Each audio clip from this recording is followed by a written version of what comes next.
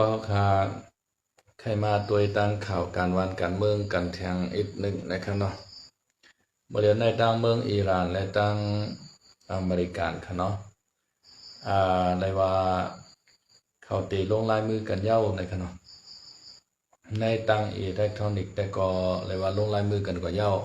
อันเตเป็นมาวันที่19ที่เจนีวาที่เมืองสวิตเซอร์แลนด์แต่ก็เตลงเตเชียนลงลายมือกึดตึกกันเป็นทางการในขณะแล้วก็ปางตึกบอกกำนายในตั้งแต่เดือนที่2มาขนมต่อถึงมาเดือนที่6ขนมข้าวตั้งหาเหรียญในภัยไล่ภัยซุ่มในขนมเขาขามานับสอนด้วยนะครับอันเป็นอิหร่านในก็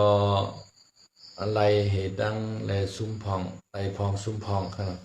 อันที่ซุ่มในซุ่มกว่าละลอยสังในเขาซุ่มโหนาเขาในขณะโหนาศาสนาเขาขณะอันเป็นอายาตุลลอฮ์อาลีคามานีอีอันนั้นขณะอายาตุลลอฮ์อาลีคามานีอีนี่ก็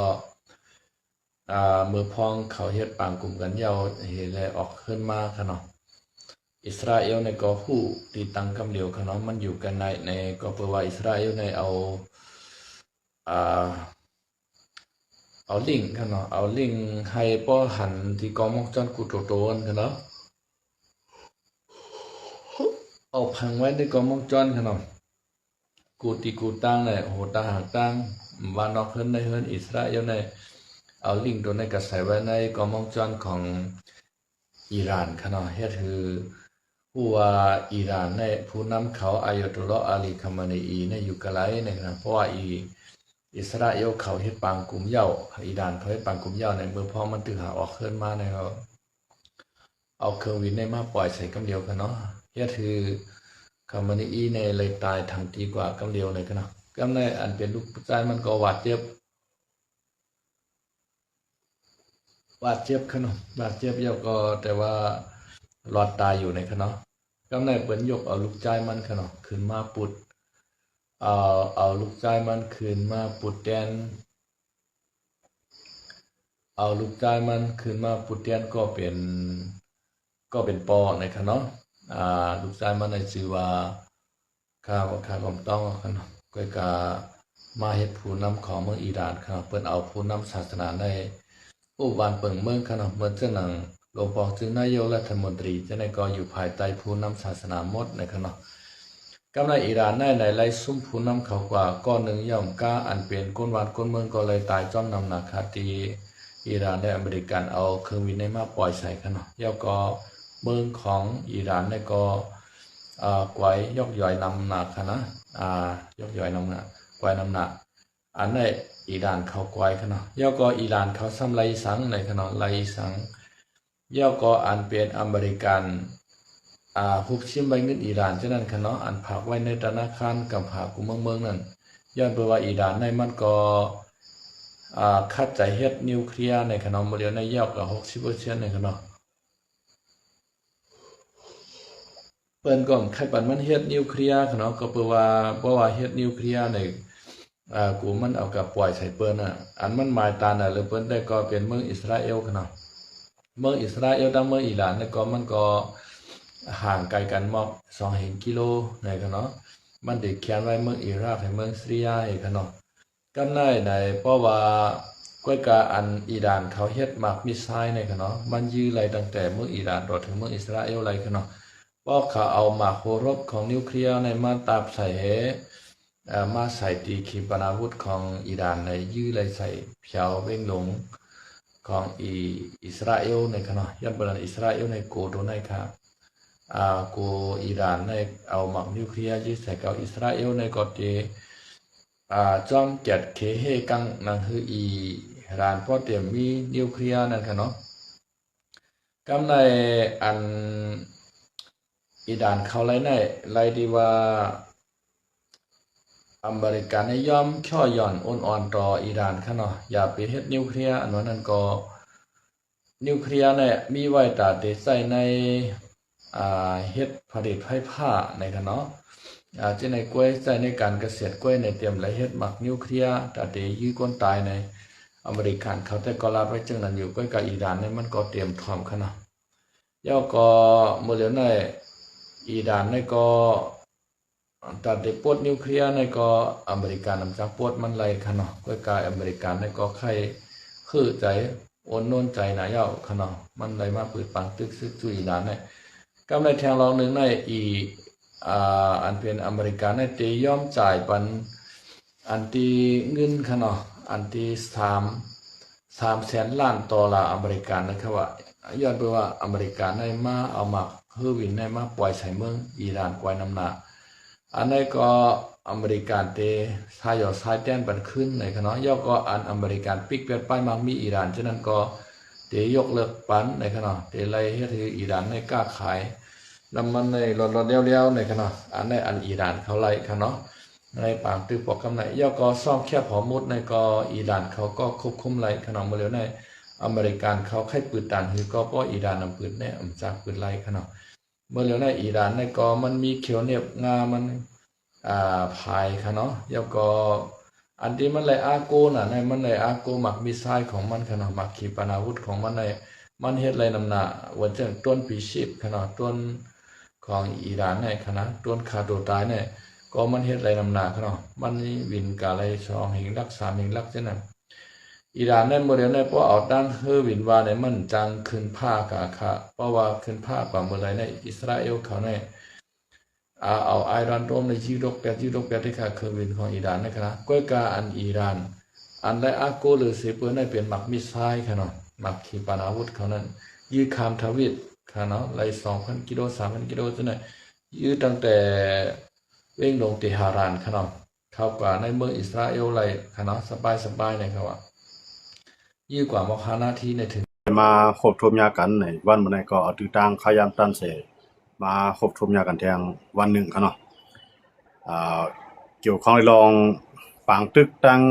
ตะวันออกกลางนี่ก็จะเป็นปางตึกอเมริกันและอิหร่านค่ะเนาะนับตั้งแต่วันที่10 11มาเนี่ยอเมริกันและอิหร่านนั้นไล่ตึกกันสู่กำแก็บค่ะเนาะสู่แก็บหนึ่งเสก็เป็นปางตึกใหญ่ตอนตาอิหร่านเตียนอเมริกันเอาเครื่องบินกว่ายื้อใส่พื้นที่ตับซึกของอิหร่านหลายพื้นที่แล้วก็เอาโทมาฮอคและขีปนาวุธตั้งหมดทั้งเสียงก็49ลูกค่ะเนาะยื้อใส่อิหร่านนับจากนั้นก็อิหร่านก็ขึ้นตอบแทนขึ้นยื้อใส่ตั้งตะวันออกกลางอันเป็นเมืองปะเลียนเลยคูเวตแล้วก็จอร์แดนค่ะเนาะ3เมืองในย่าอิหร่านขึ้นตอบแทนขึ้นเตียนมีตับซึกอเมริกันอยู่ไว้ค่ะเนาะก็หลังนั้นก็ประธานาธิบดีโดนัลด์ทรัมป์ลาดว่าได้ส่งแห่งศึกเขายึดเกาะคาดย่อก็ได้ตึกต่ออิหร่านต่อบ่กวนปังนี่ก็อันประธานาธิบดีโดนัลด์ทรัมป์ปืนเผากันนั้นมันก็เหมือนหนังที่มันลาดนั่นขนาดเนาะพอป่นมาแทงถึง24ชั่วโมงค่ะเนาะโดนัลด์ทรัมป์ก็ขึ้นปิ่นป่นมันขึ้นว่าสั่งศึกอเมริกันกึดยังไว้ลองตึกอิหร่านย้อนเปออเมริกันและอิหร่านอันไล่อุปกันนั้นมันมีลองคืบหน้าเตือนมาย้อนนั่นแหละอเมริกันได้ศึกกึดปางตึกต่ออิหร่านย่อก็ปันข้าวยามอิหร่านให้มาอุบให้พอมีข้อตกลงกันได้นี่ครับเนาะเรื่องนั้นถึงเมื่อว่าก็ไล่อุบกันแทงครับเนาะอุบกันตั้งพ้องต่างตัวแทนของอิหร่านและอเมริกันอุบกันย่อก็ไล่ข้อตกลงกันว่าได้ลงลายมือ MOU กันตาได้กึดตึกกันตั้งหน้าครับเนาะนั่นก็ถามว่าภายดังอิสราเอลเพียงพอใส่อยู่5เตียนโดนัลด์ทรัมป์กว่าตกลงตาได้ลงลายมือ MOU จอมอเมริกันนั่นนะครับเนาะก็อิสราเอลได้อำยอมยากอมหันดีจอมมื้อนี้ก็เฮ็ดให้ประธานาธิบดีโดนัลด์ทรัมป์และจอมพ่องลงเป็นจามินเนทันยาฮูผู้นำอิสราเอลในผิดใจต่อกันครับเนาะทั้งสองฝ่ายก็ผิดใจต่อกันอิสราเอลก็ลาดว่าโดนัลด์ทรัมป์ได้ปล่อยพาอ้อยหลีอันไรโฮมกันมาวันมื้อนี้โดนัลด์ทรัมป์ก็ตกลงต่ออิหร่านและโดนัลด์ทรัมป์อำไล่สังเสเมียวค่ะเนาะโดนัลด์ทรัมป์ได้ซุ่มตั้งขึ้นตั้งลงครับเนาะเฮ็ดได้ว่าโดนัลด์ทรัมป์ซุ่มล่ะในโดนัลด์ทรัมป์ได้ยอมตาได้จ่ายเงินสายแต้นบันขึ้นอิหร่าน อันที่เขายึดไว้เนาะเงินน่ะที่เป็นเงินอิหร่านนี่ก็มือปานจะหอคำจะพาชาเขานั่นคั่นน่ะเนาะอิหร่านเขาได้ซื้อเครื่องกองกลางมากมือจินยามที่อเมริกันใส่ก้อยกาไว้หลังมาภายดังอ่าอายาตะลอเขานั่นน่ะเนาะอันเป็นเครือข่ายอายาตะลอเขาซ้ำยึดอำนาจให้ก็อ่าเครื่องกองกลางที่อันก็ซื้อที่เมืองอเมริกันนั่นก็ไปตั้นไล่มาส่งมอบยาก็ไปตั้นไล่มาส่งปานนั้นหั่นเนาะก็ในภายดังลูกเพิ่นมุสลิมอิหร่านเขาก็เปลี่ยนภายเป้ก็หรือเปลี่ยนเจ้าพาชานะครับเนาะเจ้าพาชาก็เลยกลับไปอยู่เมืองอเมริกันเขาก็หันว่าเพราะมันเปลี่ยนไปแลกหลายเปิงเปิงพ้องงามเมืองแล้วก็เงินสุนได้ได้ยึดไว้เตรียมปันขึ้นแล้วเมื่อตกลงอันนั้นเปลี่ยนตกลงตั้งเจ้าพาชาเนาะเจ้าพาชาเนี่ยก็ซื้อเครื่องหนักๆที่อเมริกันก็ไปนั่นเลยส่งมันเงินได้ส่งกับมังสุเนาะที่มื้อนั้นก็ได้นับเป็น5 ปากล้านดอลลาร์ให้กันเขาคันเอามือมันป่นมาหมอก40ปีไปครับเนาะป่นมาหมอก40ปีไปมื้อนั้นโดนัลด์ทรัมป์ซะว่าที่ได้ขึ้นสายแตนมันขึ้นโดนัลด์ทรัมป์ก็มันห่างตียอมไว้ครับเนาะยอมเอาเงินในสุนในขึ้นปันขึ้นตั้งตนตั้งโตมันนะครับเนาะเงินขี้เงินตอกเงินขี้เงินโตมันนะครับเนาะที่ได้ขึ้นสายแตนมันขึ้นเนี่ยกำในปังหลายฮอร์มุดก็อิหร่านก็ได้ปืนมันขึ้นกำในอันเป็นลองนิวเคลียร์นั่นก็มีลองแจ้งแรงครับเนาะโดนัลด์ทรัมป์ในซ้ำที่ก็ตกลงกึดตึกต่ออิหร่านเพราะว่าโดนัลด์ทรัมป์ได้เอาเงินมาเสียงในนับเป็นแสนล้านดอลลาร์ครับเนาะในปังตึกกันในกำลึงมาก็กินไปแลกหลายเปิงอุเปิงพ้องงามเมืองของอิหร่านยาก็ย่ารู้แล้วไลอันยูนิเลียมเนาะยูนิเลียมในหมู่เรือนมันอยู่ที่ไรก็มีไผฮู้ครับเนาะเลยสิอิหร่านนะครับเนาะโดนัลด์ทรัมป์ก็ไปเอาไล่ก็ในสมัยโดนัลด์ทรัมป์ว่าพ่อมาเพราะอิหร่านย่อมปืดปังหลายเฮาหมดโดนัลด์ทรัมป์ก็พร้อมได้ขึ้นปังตึกก็ยาก็ได้ลงลายมือMOUกันที่ส่งตัวแทนกว่าที่ส่งเจนีเวียนกันนะครับเนาะอันเป็นตัวแทนของอเมริกันที่ทบกันทั้งอันเป็นพ้องต่างน้องเมืองของอิหร่านแล้วก็ได้ก็ลงลายมือกันวันศุกร์ค่ะเนาะมื้อนี้ก็ไล่ใจกันเนี่ยไล่ใจแล้วก็ไปลงลายมือนั่นก็ตึกลงเหมือนจังว่าผ่านทางโซเชียลมีเดียก็ตกลงกันแล้วนะครับเนาะก็อันลงลายมือก็ได้ก็วันศุกร์อันที่มาถึงนี่ครับเนาะบอกว่าอิหร่านและทางอเมริกันนั้นมีข้อไล่ใจตกลงกันแล้วกึดตึกนั่นค่ะเนาะกึดตึกอันนั้นก็ได้ใจพยายามอยู่มอก60 วันนะครับเนาะในคณะ60 วันนี่ก็จะเป็นขั้นตอนอันที่ได้ลงโหย่อยแย่มันว่าได้ตกลงสั่งกันหลายนะครับเนาะมื้อนี้ได้อันไล่ใจกันก็ไล่ใจว่ากึดตึกกันเนาะกึดตึกกันเนี่ยก็ได้ลงลายมือMOUกันก็ในโดนัลด์ทรัมป์ในไล่ตั้งกวนอเมริกันในหลามันแท้เนาะกำในมันจะหนังพ้องต่างมันจะหนังภายสภาเมืองอเมริกันนะครับเนาะมันจะหนังภายสันคัดนะครับเนาะภายปฏิเดโมแครตเขาก็ออกมาว่าโดนัลด์ทรัมป์เอาเงินให้กับซุ่มหลายก็ในมันเป็นปฏิภาควิเกินอันกวนอันอยู่ภายเรียกว่าตั้งโดนัลด์ทรัมป์แล้วก็ส่วนใหญ่เนี่ยฮันลีนโดนัลด์ทรัมป์นะครับเนาะก็ในโดนัลด์ทรัมป์เนี่ยสามารถเลือกตั้งกลางเทอมเนาะเลือกตั้งกลางเทอมเนี่ยเพราะว่าครับเนาะเลือกตั้งมันแจ้งว่า5 ปีเนี่ยเขาได้เลือกตั้ง1ปอกเพราะว่า2 ปีครึ่งใน5 ปีเนี่ยเขาได้มีลองเลือกตั้งใหญ่ครับเนาะอันนั้นได้ลองเลือกตั้งว่า2 ปีครึ่งนั่นเนาะ2 ปีครึ่งเนี่ยได้เลือกตั้งกำนึงอเมริกันนั้นเขาได้เป็นจังได๋ให้อันเลยว่า2 ปีครึ่งเลือกตั้งล่ะเนี่ยอันนั้นบอกว่าโดนัลด์ทรัมป์เนี่ยมันเหตุการณ์ด้วยมันจังได๋ประธานาธิบดีก็เลยเซ็นว่าครับเนาะว่าเหตุการณ์มาไล่มอก2 ปีครึ่งนั้นมันดีเต็มมันแข็งเต็มมันได้ฮู้คนเมืองน่ะได้เลือกขึ้นมาแทนอันเพราะคนเมืองเลือกขึ้นมาแทนก็ได้อยู่5 ปีเพราะคนเมืองเลือกขึ้นมาแทนก็โดนัลด์ทรัมป์ก็ได้อยู่2 ปีครึ่งได้ลงกว่าหรือนั้นการจอมมาตั้งหลังใส่ในโดนัลด์ทรัมป์น่ะได้ญาตั้งพี่ตั้งนำตั้งหลายกันเนาะที่มันกว่าปึดปังตึกนั่นค่ะนะปึดปังตึกไอ้ซ้ำเหมือนจังมื้อนั้นไล่ตั้งไล่เหมือนจังว่าอเมริกันในซุ่มกันนั่นขนาดเนาะเต้ๆในอิหร่านในบ่ได้ซุ่มเดียวครับก็โดนัลด์ทรัมป์เนี่ยเฮ็ดเตนั่นค่ะเนาะเฮ็ดว่าใส่กำว่าติดตึกว่ากำว่ากึดว่ากำว่าได้ตึกว่าให้ในเฮ็ดให้ในลุงฟ้าในวันกันสับสนวุ่นวายจอมลองโดนัลด์ทรัมป์ค่ะเนาะวันดีขึ้นดีว่าขึ้นดีกันขึ้นเนาะตั้งอิหร่านตั้งโดนัลด์ทรัมป์ได้ขึ้นดีขึ้นเนาะตั้งในอิหร่านในตึกยืนยันว่ายูนิเลียมในไปจังอาปันก็ปางหลายข้อมูลนั้นได้ปืดมันอยู่เต้ๆในมันกูบอกในปางหลายข้อมูลนั้นมันก็ตึ้งปืดไว้เอาค่ะเนาะเมื่อโดนัลด์ทรัมป์ไปมาเฮ็ดปางตึกนั้นปางหลายข้อมูลก็ปืดกวนนักกำพาก็เรียนไรนั่นเรียนฮื้อไรกันกขายส่งออกไรดีใน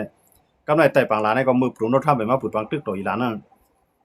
อันว่างหมักเตียกเนาะระเบิดนะว่างหมักเตียกใต้ปางหลายข้อมูลในก็มีมื้อยามนั้นค่ะเนาะว่าเสร็จโดนัลด์ทรัมป์มาปืดปางตึกเอาในอิหร่านก็เข้ากับซิมปางหลายข้อมูลเวียดล้อมมันจังว่าปิกเวียดนามเนาะอันปันคือต่างเมืองเรียน บันฮือต่างเมืองในเรียนก็ในดูโนทำในใจเชียงเงินตั้งนำตั้งหลายกันเนาะใจนับเป็นแสนล้านมันกันเนาะเพิ่นนับเป็นเงินดอลลาร์มันกันเนาะแสนล้านดอลลาร์มาเฮ็ดบางตึกให้กำเนิดสุดมาซ้ำว่าที่ยอมอุบนะครับเนาะยอมอุบว่าสิบตึกอีหลานเนาะอันนั้นได้เลยว่าดูโนทำในหย่องนะดูโนทำในหย่องให้อะไรในเป็นจามินเนทันยาฮูในอิสราเอลในพร้อมมังเต็มทีเนาะพร้อมตัดได้มังอีหลานเต็มทีว่าได้เลยคือนั่นตัดนี้ก็พร้อมตัดที่เขาบังตึกก็ก็ดูโนทำสามารถกึดไปที่ไหนในจุดเฮ็ดให้ภายกวนปันแห้งของอิสราเอลในวันกันหลาบันดูโนทำในขณะผู้บ่ไม้บ่รำเลยในขณะวันกันหลาดูโนทำวันกันเซเนว่าดูโนทำในขี้โกดูโนทำในหันสุนโตดูโนทำในตาลำหันเงินเผือกเอาด้านพี่ในถึงใส่ดูโนทำบ่ทำเลยนะดูโนทำในกวนในเมืองของมันก็พอเกียกมันเอาขณะยันบริษัทในเฮ็ดปางตึกในมันลาดว่าเมืองต่างได้มือมันเตอะไรขึ้นว่าเป็นประธานาธิบดีในมือพ้องยามหาเสียงนั้นในลุมฟ้าน่ะเต็มให้มีปางตึกที่เข้ากับอยู่วงการมันสิได้ที่ให้ขึ้นให้ไรสังว่าเข้ากับแล้วขึ้นไรที่เฮ็ดที่เอาโลกรายต่างมีเสจัดการกว่ามันจะหนังปางตึกยูเครนในรัสเซียก็ดูโนทำยามลาดว่าที่เอาข้าวยามในหมอกปากวันในปางตึกในที่ขึ้นกว่าปากวันก็หมอก3เดือนปลายนะครับเนาะก็อันนั้นก็กึดต่อถึงวันมื้อไหนครับเนาะก็ในปางตึกอันดูโนทำเฮ็ดได้กึดไรนั่นมันจะเป็นปางตึกปากีสถานและอัฟกานิสถานได้กึดไรย้อนเบอร์มันเปลี่ยนหลายๆไผบีบนั่นครับเนาะผมสิว่าก้อมกับโดนัลด์ทรัมป์นั่นก็ในโดนัลด์ทรัมป์ในมาเฮ็ดให้ปางตึกในกึดในมื้อเช่นไทยหรือกัมพูชานั่นก็เป็นโดนัลด์ทรัมป์ก็สั่งให้กึดเองก็ในปางตึกฮามาสอันเป็นเมืองปาเลสไตน์ครับเนาะทั้งอิสราเอลอันนั้นก็กึดปางตึกก็ย้อนเบอร์โดนัลด์ทรัมป์เองก็ถึงมาปานอิหร่านเนาะปางตึกอิหร่านและอเมริกันป้าทั้งอิสราเอลในอันนั้นอิหร่านเนี่ยมันกึดเนาะกึดเป็นกำกึดเป็นทางการกึดเตนะครับเนาะก็ได้โดนัลด์ทรัมป์ว่าเพราะวันศุกร์เนี่ยเฮาไล่ใจกันเนาะอันอิหร่านตกย้อนมาเนาะอิหร่านเนี่ยตกย้อนลองใหญ่ๆเนี่ยที่มีอยู่นึงในอเมริกันที่ไล่ขึ้นปันขึ้นเงินอิหร่านกำไรมื้อจังหนังการค้าขายจังได๋ก็ให้ขึ้นปืดปันขึ้นอิหร่านปึงอุปึงพังเมืองในก็รู้เรียกหลายมื้อเก่าก็เอาผู้นำศาสนาในอุปึงมื้อเก่าก็รู้เลยใจปักเปิงลักเมืองที่ๆเนาะเอาแนวตั้งศาสนาใส่อุปึงกว่าก็ยังมื้อเก่าก็อิสราเอลซั่นว่าอันโดนัลด์ทรัมป์เฮ็ดในเหมือนดังว่าเปียดอวยก็อันยามตุกโฮมกันมามื้อในเพราะว่าโดนัลด์ทรัมป์นี่ก็ตกลงกึดตึกต่ออิหร่านแล้วในเหมือนจังนั้นอิสราเอลก็ได้ถอยนะอิหร่านเอาเข้ามาในข้อตกลงหั่นเนาะอิหร่านเอามาในข้อตกลงได้ลงลายมือMOUอยู่ในหั่นนะอเมริกันเนี่ยได้กว่าสั่งอิสราเอลใน1ถอนทัพศึกออกในอันไหนเขาห้องในเลบานอนอันเป็นจุ่มจิตบุรอเขากุมกับทหารเนาะอันนั้นให้อิสราเอลถอนออก2ในปืนที่ฮามาสก็ให้อิสราเอลถอนออก3อันอยู่ในซีเรียก็ให้อิสราเอลถอนออกเพราะฉะนั้นเนี่ยบอกว่าอเมริกันก็ซุ่มอิสราเอลก็ซุ่มคั่นน่ะบ่ได้ถอนขึ้นเนาะยันเบอร์ปังตึกอันไหนมันเฮ็ดเป็นปังตึกข้าวยามายาวกำลังมาสมัครได้ถอนอันนั้นได้ก็โดนัลด์ทรัมป์ก็ไปตกลงกับอิหร่านได้ก็ลาว่าเพราะอิสราเอลยอมถอนทัพศึกในปางกึดตึกในก็ไปจังเกิดขึ้นมันบอกว่าอิหร่านน่ะมีข้อต่อรองนำหรือซื้ออเมริกันแบบคั่นเนาะในข้าวยามหมดเลยอเมริกันอันโหนำหน้าเลยโดนัลด์ทรัมป์ใน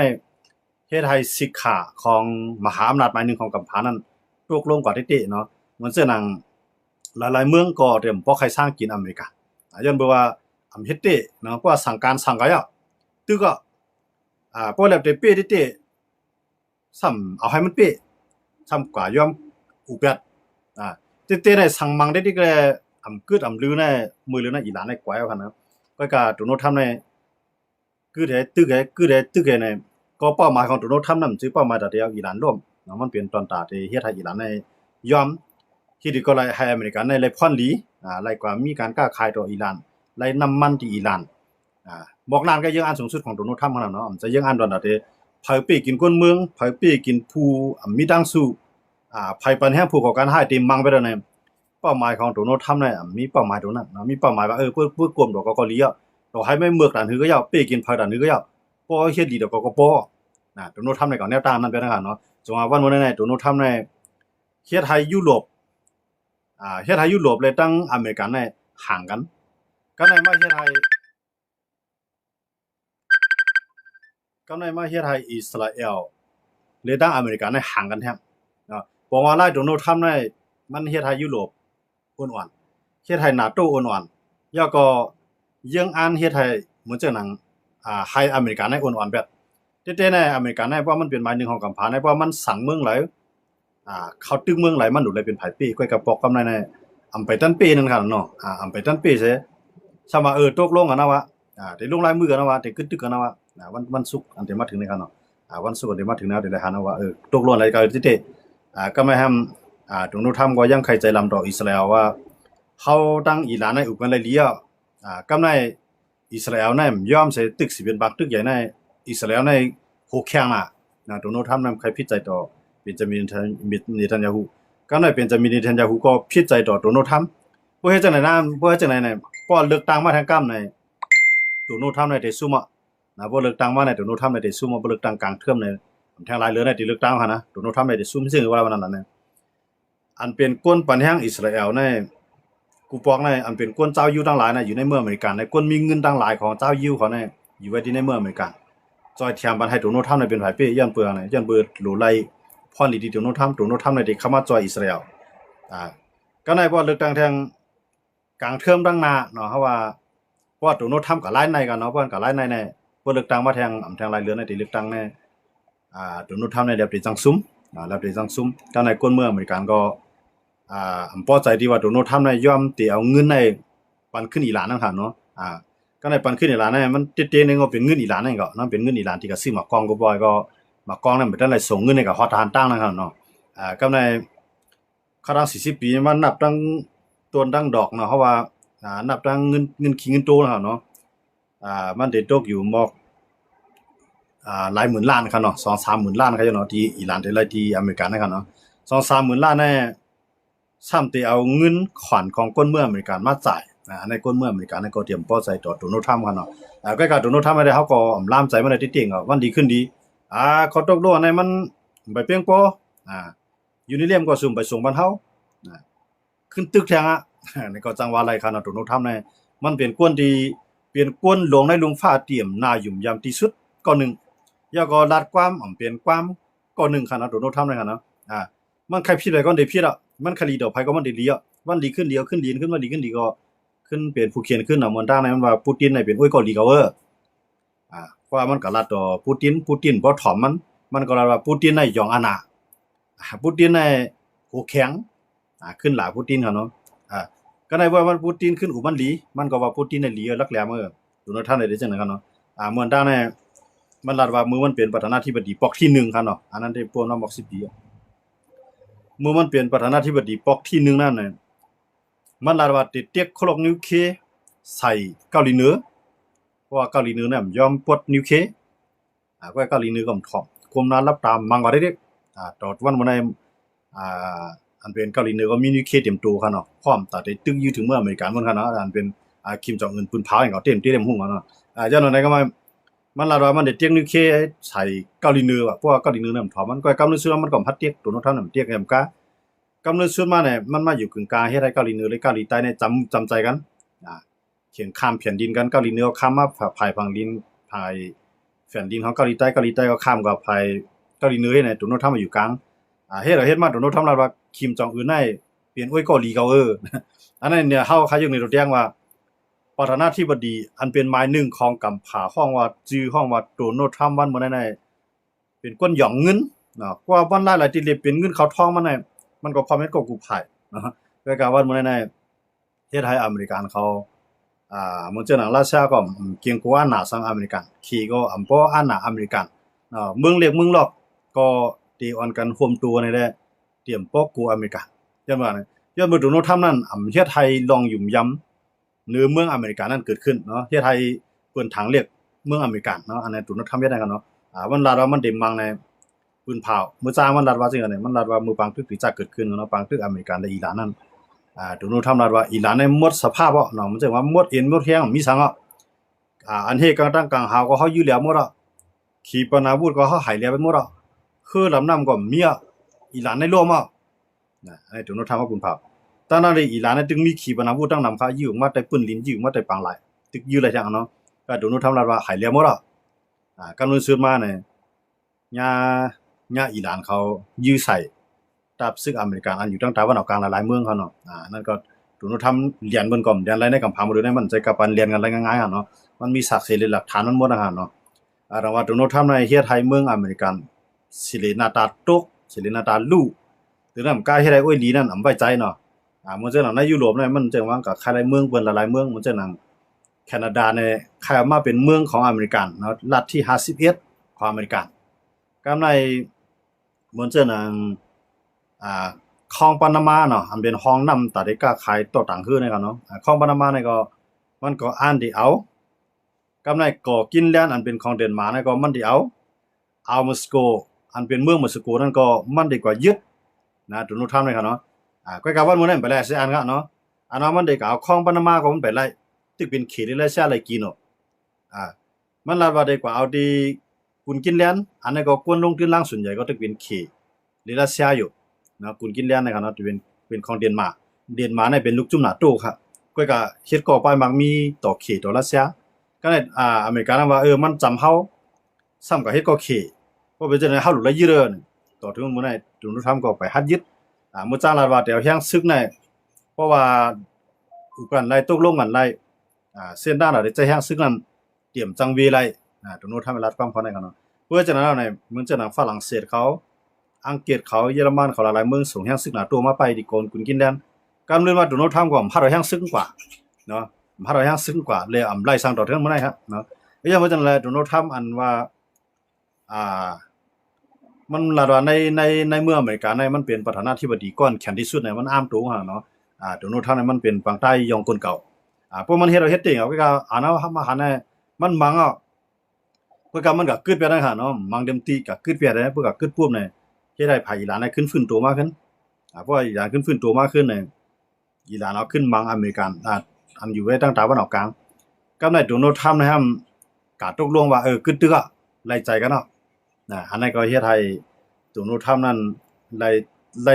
กวนปัญหาโดนัลด์ทรัมป์ทั้งหลายในอ่อนกันหลาโดนัลด์ทรัมป์ครับมันในกันเนาะอันนั้นเป็นอันดีเปรียบใจอันนึงก็ในมันจะหนังเจ้าอยู่เนาะเจ้าอยู่มันจะหนังอิสราเอลเขาในเขาเป็นเมืองที่อันเป็นอ้วยลีอเมริกันที่สุดตั้งตะวันออกกลางว่าที่เขาตึกที่แล้วดินป่าอิสราเอลตาเสเขาเนาะอเมริกันนั้นมันดีใจอย่างที่นั่นว่าการเงินเนี่ยการเทคโนโลยีเนี่ยโคมืดมาตาเสทั้งอิสราเอลและอเมริกันก็ว่ามันในเป็นจะมีเนทาฮูในอำพอใจในโดนัลด์ทรัมป์ลาๆค่ะเนาะเป็นจะมีเนทาฮูก็ลาว่าโดนัลด์ทรัมป์ในหักหลังกำในอันเป็นกวนเมืองอิสราเอลเขาอันพร้อมตาได้จุกอยู่ภายเป็นจะมีเนทาฮูนั้นอันกันหลาโดนัลด์ทรัมป์ค่ะเนาะหลาโดนัลด์ทรัมป์ว่า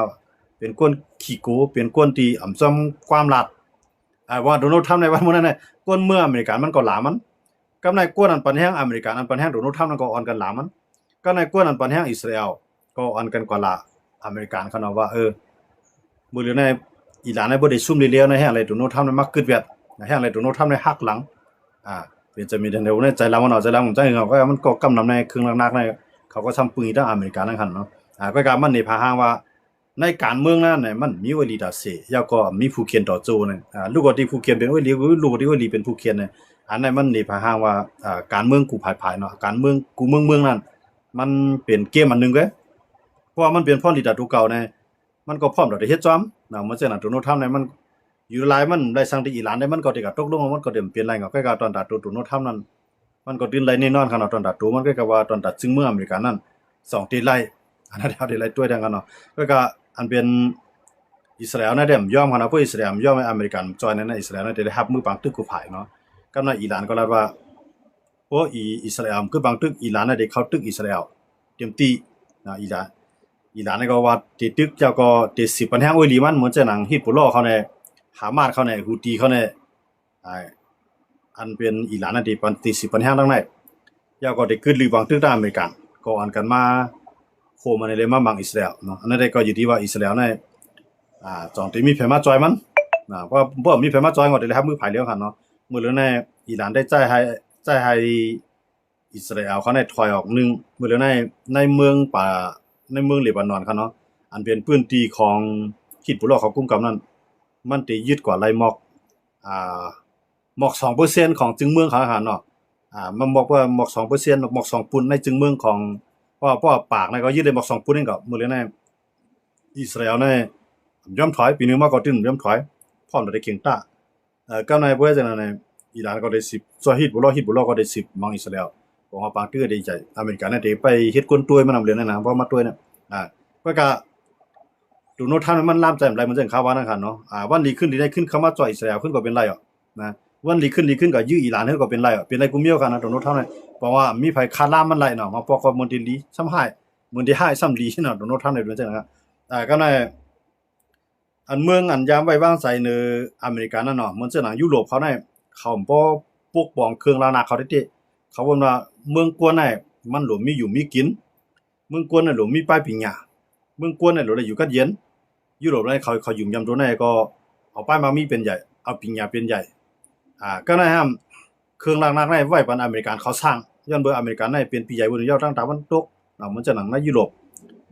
อันบาได้เป็นนาโต้คั่นเนาะอเมริกันเนี่ยตื่นมีศูนย์โฮมเป็นศูนย์ใหญ่อยู่แล้วเนี่ยเขาอันกันใจใหญ่อเมริกันเขามือปานนั้นคั่นเนาะอันกันใจใหญ่ว่าอเมริกันเนี่ยมีเครื่องรางนักเดี๋ยวนิวเคลียร์มาตั้งไว้บนเมืองในเดี๋ยวขีปนาวุธมาตั้งไว้บนเมืองในยุโรปเขาเนี่ยยุ่มยำจังนั้นครับมันตั้งคั่นเนาะก็ไว้หลังโดนัลด์ทรัมป์ขึ้นมากำในยุโรปเขาเนี่ยยุ่มยำโดนัลด์ทรัมป์มันจะหนังฝรั่งเศสอังกฤษเยอรมันเนี่ยเขาว่ากันเนี่ยยุโรปเนี่ยเป็นโกลเป็นโคอำนาจแห่งโคนึงหรือเป็นกึ่งอำนาจแห่งกึ่งนึงเฮาโลเฮ็ดสร้างเทคโนโลยีของเฮามักเครื่องนักอันเฮ็ดกังจึงเมื่อเนี่ยเฮาโลเฮ็ดเฮาโลปืนตัวเก่าแล้วเฮาได้กลับไปใจอเมริกันมันคูป้อมหลายเฮาเนี่ยเฮ็ดให้ยุโรปเขาเนี่ยก็หาลอกหลายได้ปืนตัวเก่าเนาะบ่ได้ในยุโรปเขาเนี่ยใจเงินในการซื้อในทางนำมาเนาะแต่ได้ซื้อเครื่องนักนะครับนะกำไรมันได้ตั้งยุโรปมันได้มีอยู่3เมืองอันใหญ่ๆมันฝรั่งเศสอังกฤษเยอรมันเขา3อันนั้นแต่โคมือเนี่ยก็ให้ยุโรปเข้มแข็งแต่ตัวโน้ต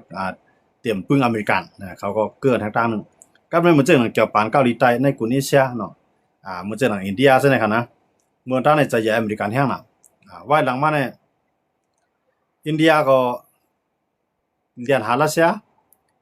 เรียนหาเมืองอันที่มันได้รับพรดีนะครับเนาะเหมือนเจ้าหนังอินเดียนะครับนะก็ในเหมือนเจ้าหนังเกี่ยวปานเขาเนาะเกาหลีใต้เขาจะได้ก็หาลอกไล่แต่ได้สร้างเองอย่างตัวเก่าเลยเตรียมมุ่งมองแห่งอเมริกันตั้งเร็วมันจังคุบ่เนี่ยแต่ว่ามื้อนี้เนี่ยมันจะหนังไต้หวันเนี่ยก็มันด้านในไว้ใจอเมริกันตีว่าอเมริกันได้จ่อยเพราะมาหันที่อันอิสราเอลและอเมริกันเป็นอ้วยลีกันจำใจกันเด้ๆครับเนาะ